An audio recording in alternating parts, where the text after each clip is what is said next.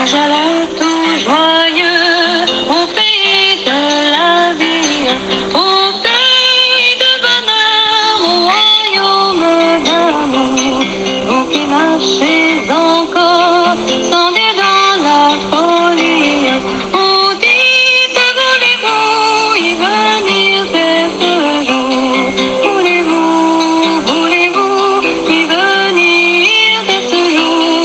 Oh, voulez-vous venir à ce Dieu? En effet, quelle gloire y a-t-il à supporter de mauvais traitements pour avoir commis des fautes? Mais si vous supportez la souffrance lorsque vous faites ce qui est bien, c'est une grâce devant Dieu. Amen, amen. Gloire à Dieu. Nous trouvons ces paroles dans l'épître de 1 Pierre au chapitre 2, le verset 20. Bonjour, bonjour mes amis de la méditation quotidienne. Comment allez-vous en ce premier jour de la semaine? J'espère que vous allez bien et que vous êtes prêts à découvrir de nouvelles méditations au cours de cette semaine. Mes amis, être chrétien ne protège pas de la souffrance. Elle nous grandit, nous ennoblit et nous prépare pour de plus grandes victoires. Amen. Soyons certains dans la tristesse que Jésus-Christ nous prenne dans ses bras. Gloire à Dieu. Amen. Prions le Seigneur. Tendre Père des cieux, nous te disons merci pour ton amour, pour ta miséricorde envers nous, pour le sacrifice de Jésus-Christ, notre Sauveur. Nous sommes très heureux d'être à tes pieds en ce matin. Merci de nous avoir fait grâce en nous accordant le souffle de la vie. Ô Père, nous te demandons pardon pour nos fautes commises envers toi.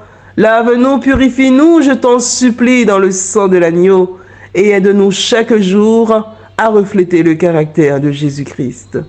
Merci pour la méditation de ce matin.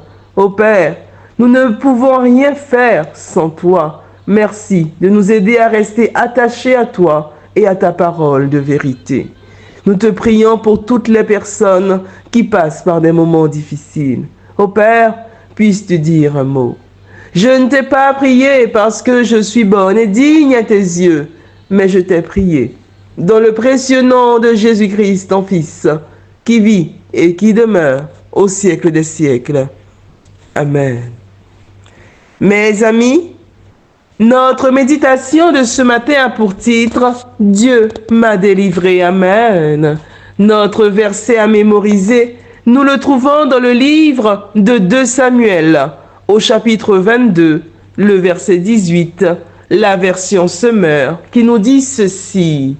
« L'Éternel me délivre d'un ennemi puissant, de gens qui me haïssent et sont plus forts que moi. » Ce matin, je vais vous raconter l'histoire de Virginia. Virginia marchait le long de la rivière, scrutait le sol. De temps en temps, elle se penchait et ramassait des cailloux qu'elle glissait dans la poche de son tablier. Elle avait quitté sa maison tôt ce matin pour aller à la rivière. À l'ombre d'un saule, elle s'arrête pour observer ses trouvailles et sourit. Les poches pleines, elle s'avançait d'un pas décidé dans l'eau, vers la zone la plus profonde dans le courant. Elle regardait vers le ciel et soupirait. Elle sentait les petites pierres sous ses pieds, le froid sur ses mollets. Son plan fonctionnait. La dernière fois, elle avait flotté sur l'eau et en était ressortie trempée et triste. À son retour chez elle, elle avait menti à son mari, lui disant qu'elle était tombée dans la rivière. Cette fois, la mort l'attendait dans les profondeurs de la rivière. C'est ainsi que Virginia Woolf, l'un des auteurs britanniques les plus doués du XXe siècle, se suicida en 1941. Son corps fut retrouvé beaucoup plus tard sur la berge de la rivière par 2 enfants qui jouaient. Sur le petit mot d'adieu qu'elle laissa à son mari, elle avait écrit « Des voix me harcèlent, je ne peux plus les supporter ». Qui ne s'est jamais senti harcelé? que ce soit au travail, dans le voisinage, même dans sa famille. Qui n'a jamais supporté le regard sarcastique ou blessure d'une personne peu amicale? Le roi David, l'auteur du texte d'aujourd'hui, a également été persécuté durant sa vie. Des ennemis surgissaient chaque jour, des voix agressives et calomnieuses. Son propre fils Absalom tenta un coup d'État contre lui. Cependant, contrairement à Virginia, le roi David savait à qui s'adresser pour trouver de l'aide. Amen. Notre méditation de ce matin avait pour titre « Dieu m'a délivré, Amen ». Notre verset à mémoriser, nous le trouvons dans le livre de 2 Samuel au chapitre 22, le verset 18, qui nous dit ceci. « L'Éternel me délivre d'un ennemi puissant, de gens qui me haïssent et sont plus forts que moi. » Oui, mes amis, ne craignons pas les voix qui s'élèvent contre nous. Amen. Ne doutons pas. Le Dieu du roi David est aussi notre Dieu. Il est celui auprès de qui, dans les difficultés, nous pouvons nous agenouiller et affirmer confiants.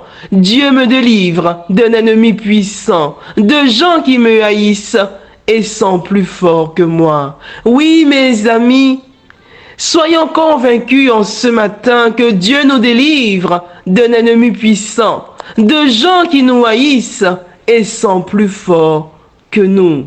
Oui, de même que le roi David, tournons-nous vers Dieu. Oui, mes amis, tournons-nous vers Dieu et faisons-lui confiance. C'est sur ces paroles que je vous souhaite une excellente journée dans le Seigneur. Que Dieu vous bénisse. Et je vous dis à mercredi, Dieu voulant, pour notre histoire biblique de la semaine. Nous allons tout joyeux.